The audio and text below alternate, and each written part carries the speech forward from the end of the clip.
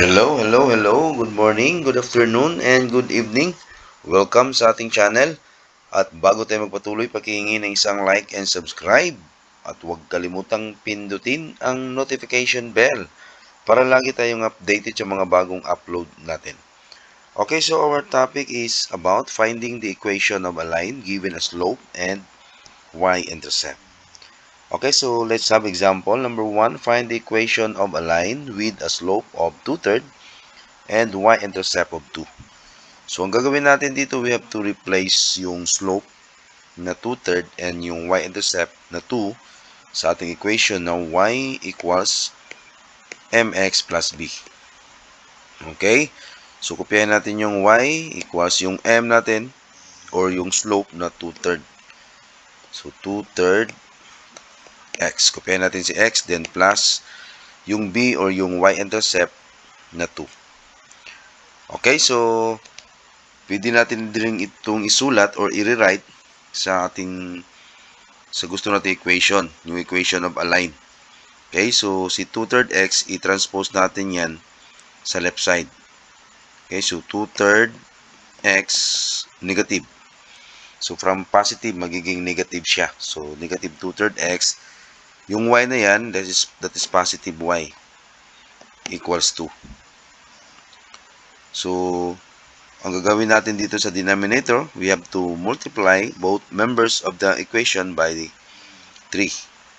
Okay, so 3 times negative 2/3 times x plus yung y, multiply din natin siya by 3.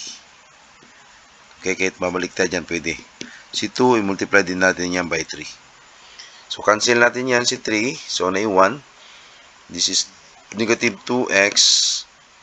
Tapos, 3 times y is plus 3y equals 6. So, since meron pang negative, alisin natin yan. Okay? Kopyahin muna natin yan, ha? Negative 2x plus 3y equals positive 6. So, i-divide natin siya, both members of the equation, by negative. Or, pwede mo rin siyang i-multiply. Okay? Pwede mo rin siyang i-multiply para magiging positive. So, therefore, ang solusyon natin dito is cancel natin yung, or negative divided by negative, that is positive 2x minus 3y equals negative 6. So, ito na yung desired equation natin. Okay, so number 2 example. Find the equation of a line with a slope of 3/4 and y-intercept of negative 5. So, i-replace na lang natin yung slope na 3/4 at saka y-intercept na 5 or negative 5 sa ating equation na y equals mx plus b. So, y equals yung m natin, which is 3/4, okay, times x, plus yung b is negative 5. Okay, so simplify muna natin yan. So, equals 3/4 x minus 5. Kasi positive times negative, that is negative. Then, kopyahin natin yung 5. So, i-transpose natin si 3/4 x. So, magiging negative 3/4 x. Tapos, yung y, kopyahin na lang natin yan. Hindi siya na-transpose. Equals negative 5. Okay?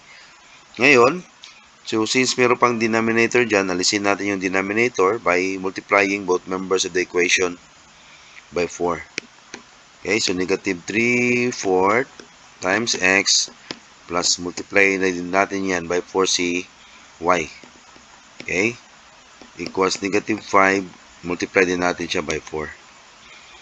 So, cancel natin yung 4. So, naiwan, negative 3x tapos plus 4y then equals negative 20.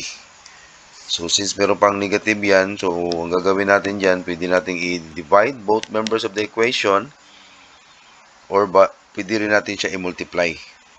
Okay, so, i-divide na lang natin. Okay, divide natin by negative. So, naiwan dito, 3x minus 4y equals positive 20. Okay, so, this is our final answer. So, maraming salamat sa panonood at pagkikinig.